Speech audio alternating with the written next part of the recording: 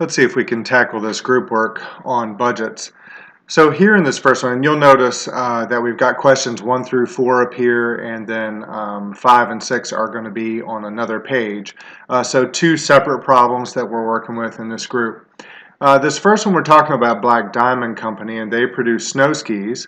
It says that each ski requires 2 pounds of carbon fiber. Company's management predicts that 5,000 skis and 6,000 pounds of carbon fiber will be in inventory on June 30th of the current year. So that's 5,000 finished products and 6,000 of raw materials. And that 150,000 skis are going to be sold during the third quarter. A set of 2 skis sells for $300. Management wants to end the third quarter with 3,500 skis on hand and 4,000 pounds of carbon fiber on hand.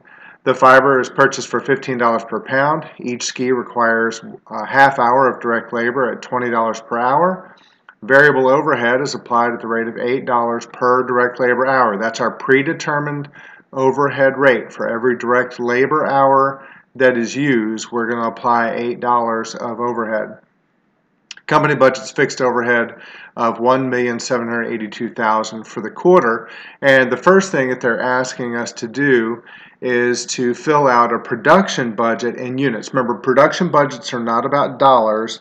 They're about the number of units that need to be produced in the period. In this case, we're trying to figure out how many skis we actually need to produce in the third quarter. So the first thing they ask us is, what are the required units of available production? How many units do we need to have available to kind of get this going? How many do we need to have in the third quarter? Well, very simply, if you go back to the lecture, we need to think about two numbers. We need to think about how many units do we want to have left over at the end of the third quarter, and how many units do we want to sell in the third quarter. So what do we call those? Well, one's going to be the budgeted ending inventory. That's how many we want to have left over. And then the other one is going to be how many do we plan to sell. That's our budgeted unit sales for the quarter. And that tells us how much of available production we need. They've given us all this information. They're saying that our budgeted ending inventory, see that we're going into the third quarter. That's July, August, September. So our ending inventory for what we want by the time it's all over with. So it says management wants to end the third quarter with 3,500 skis. Okay, well, that's 3,500 skis is what we need to have. How many do we plan to sell? Says right here of the current year, 150,000 skis will be sold during the third quarter. 150,000. Okay, so we just add those two things up, and that's 153,500. But you're not going to produce exactly 153,500 unless you didn't already have some in inventory. If there were none in inventory, then you've got to produce 153,500. But I'm going to make an assumption here that we probably already had some in our inventory. Let's see if we can figure out what that is. It says right here, the company's management predicts that 5,000 skis will be in inventory on June 30th. This starts July 1. So if ending inventory June 30th is 5,000 skis, then that must be my beginning inventory on July 1. And that tells me that I need, you know what, just for giggles, I'm going to go ahead and put a minus there.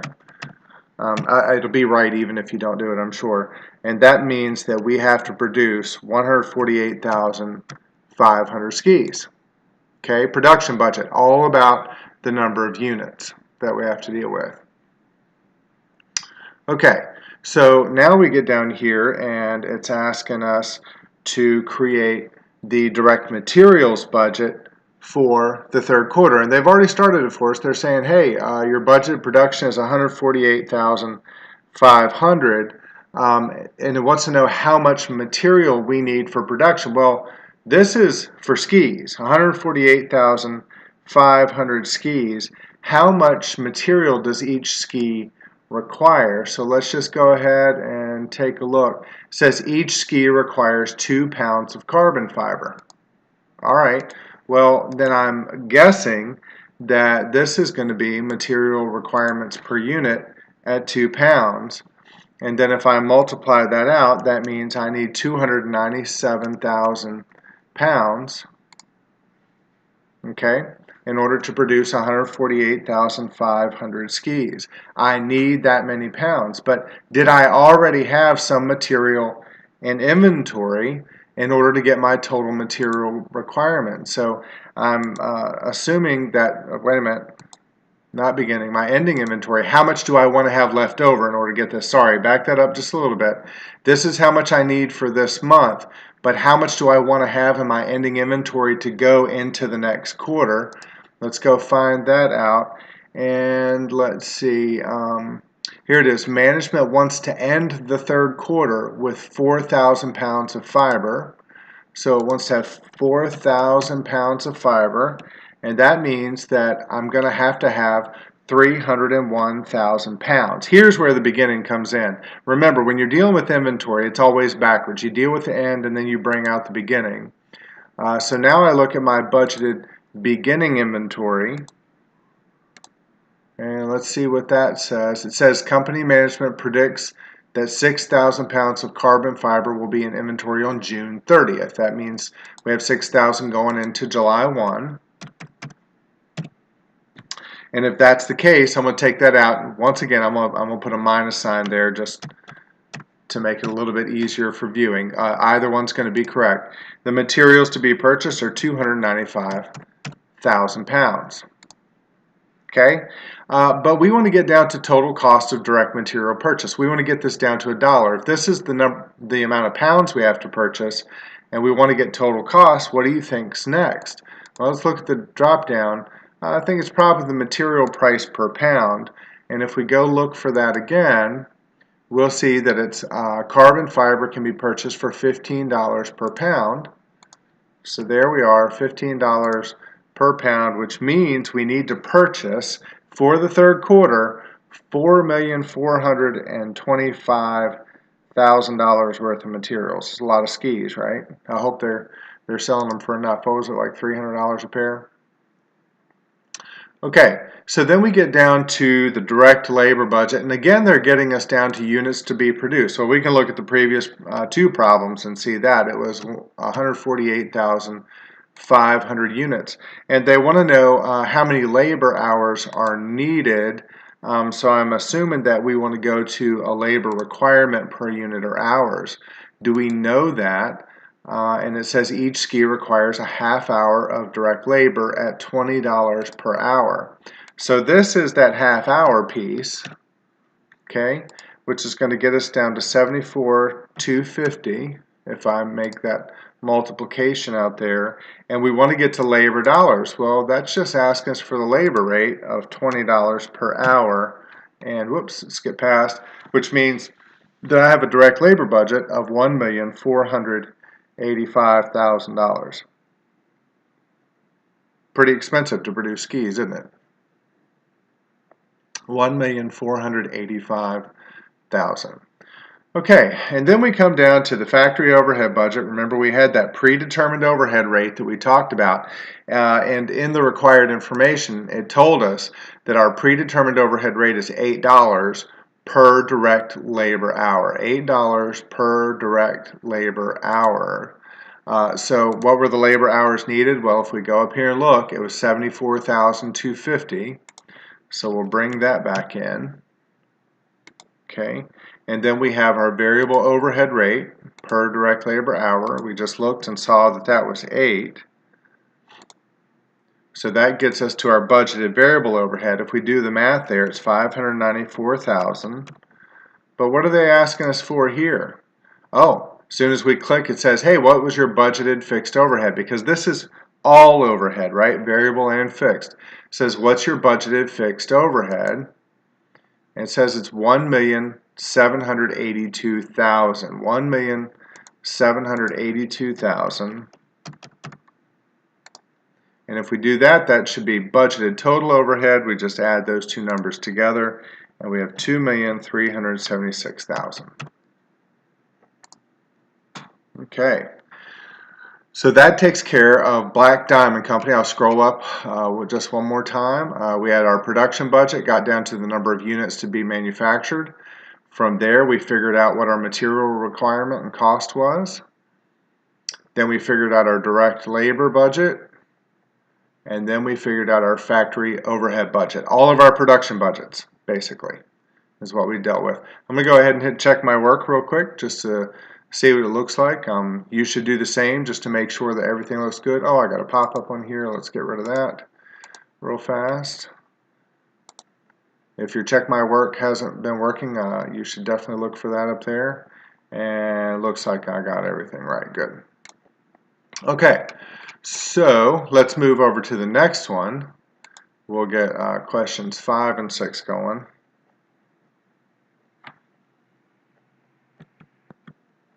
So in this problem, we're going to be working with Built-Tite, and we're going to be doing a part of the master budget, but primarily we're going to be getting into the cash budget.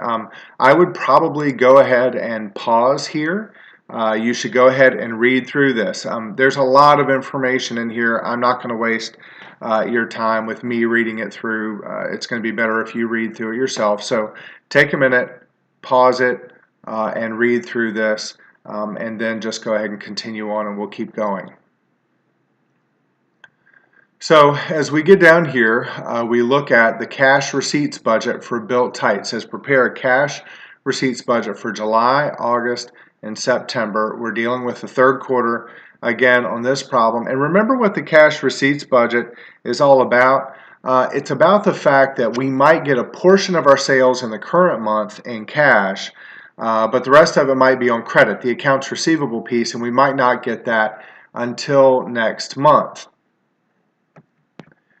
In fact, right here in the problem, it says sales are 20% cash. That's what we're going to collect in the current month, and 80% on credit, all credit sales collected in the following month of the sale. So we really have to get down to that place where we've got to kind of figure out what piece is going to go where, but no matter what, we're going to have to start this thing with sales. We can't get anywhere without starting with sales, so we need not cash sales. I love it when it does that to me. It's just sales. So we've got to look at what sales are for those 3 months, and we have that right here, 64, 80, and 48. So we're just going to go and plug that in.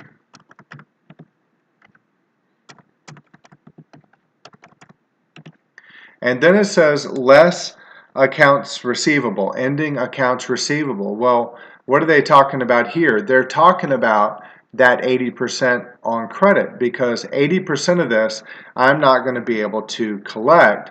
So I'm going to go ahead and just pull up a calculator real fast just so I can give you the example of it. So if I take 64,000 times 0.8, that's 51,200. So that's what I'm looking for here. Okay, 80,000, if I take that times 0.8, I'm going to get 64,000. And if I take 48,000 times 0.8, I get 38,400. Well, if those are my accounts receivable moving over to the next month basically for each, basically I should just take the difference, 64,000 minus 51,200, and I should end up getting my cash receipts, and that's basically going to be indicative of cash sales here. 64,000 minus 51,200 is 12,800. 80,000 minus 64,000 is 16. They already did the math for you. We just needed to pick the title. So down here, what we're really trying to do is we're trying to figure out what are we collecting in the current month. If this is my cash sales, what am I looking for here? Well, I'm trying to figure out what my collections were from the prior month's receivables. I've got to go up to look for this one, but I know this one right now. In August, I'm going to collect this 51,200. And in September, I'm going to collect this 64,000, right? So the only thing I really need to figure out here is what were my receivables at the end of June, and I'm sure that's probably up here somewhere. Let's see if we can figure out where that is. right here. The June 30th balance sheet includes balances of $15,000 in cash and $45,000 in receivables. $45,000 in receivables is what I'm looking for. And that tells us how much our cash receipts are going to actually be in each of those 3 months. Cash receipts budget for Built Type. Okay, so that brings us down to our cash budget. So it says prepare a cash budget for each of the months, July, August, and September. Negative balance and loan repayment should be indicated with a minus sign. Always, always, always pay attention to these letters in red up here. It's very important. If you don't do that, it's not going to count it right if it wanted to see a minus sign beforehand. So we really kind of need to just approach this 1 month at a time. I know that when you go through it with the publisher, when you go through any of those exercises, they kind of take you across the columns, but that's really not the appropriate way to think about this. If you think about it, you really need to do each column at a time. So in this first column, we need to get our beginning cash balance for July. Let's just go see what we can find about that. Let's go through here.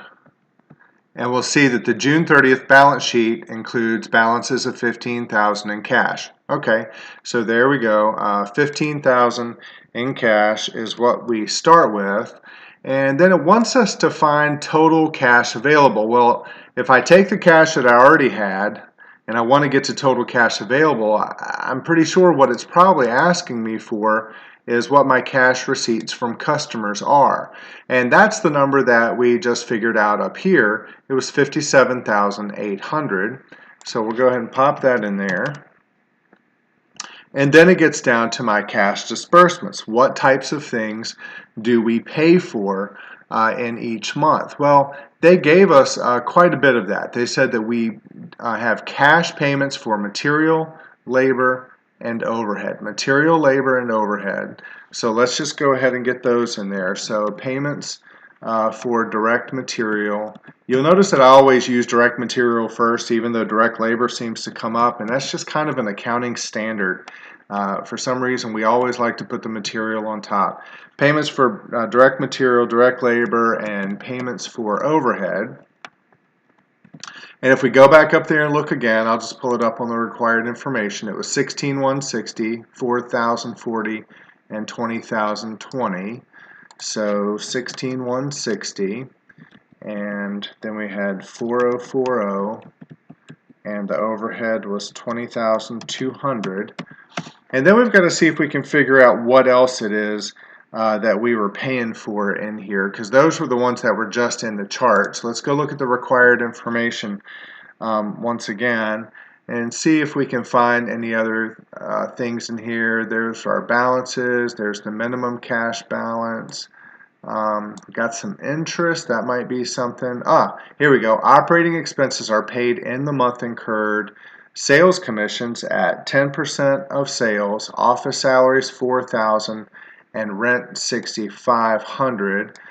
So I'm just going to see if I can kind of maybe leave that to the side just a little bit here. We can probably do it like this. So looks like we had sales commissions, and then we had what else? Office salaries and rent. So office salaries and then rent. The sales commissions we're going to have to calculate. Salaries were $4,500 and the rent was $6,500. But what about the sales commissions? Well, it's 10%, right? Of $64,000 was our budgeted sales, so that's $6,400.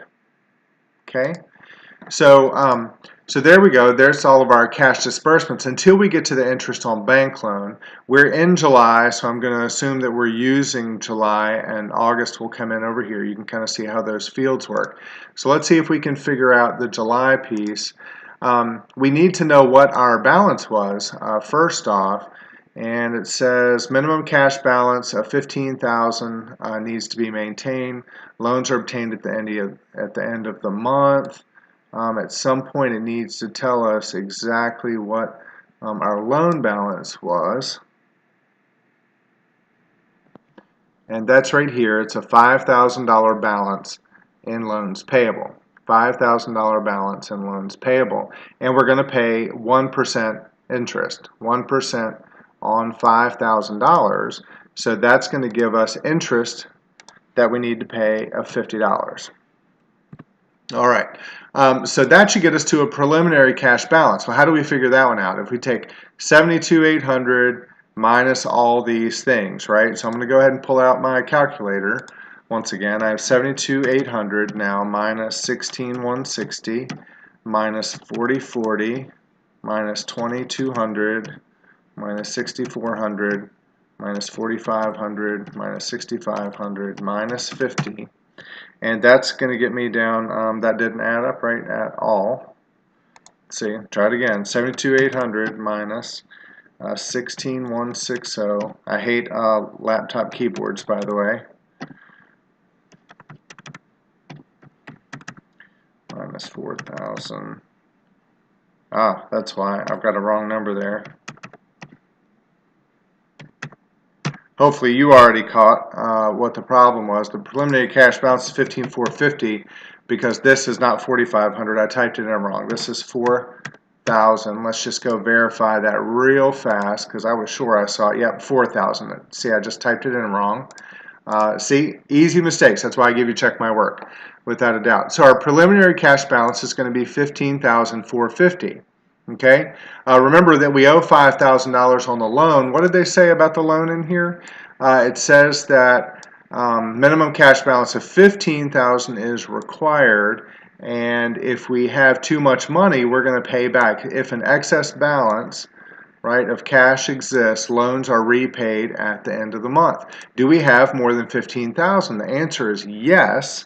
So we have $450 available to pay back towards our loan. So this is going to be an additional loan payment, and that's going to be $450, and that's going to give us $15,000 ending cash balance. Okay, well, what's going on down here? They're saying track your loan balance, right? Our loan balance at the beginning of the month was $5,000. We just paid back $450. Now we have, so we got to do minus $450, which now leaves us a $4,550 balance at the beginning of August. Now we got to go over to August, right? What's our beginning cash balance at the beginning of August? Well, hopefully it's the same as our ending in July because nothing happened at the stroke of midnight between July 31 and August 1st. I would assume that it's going to be the same thing.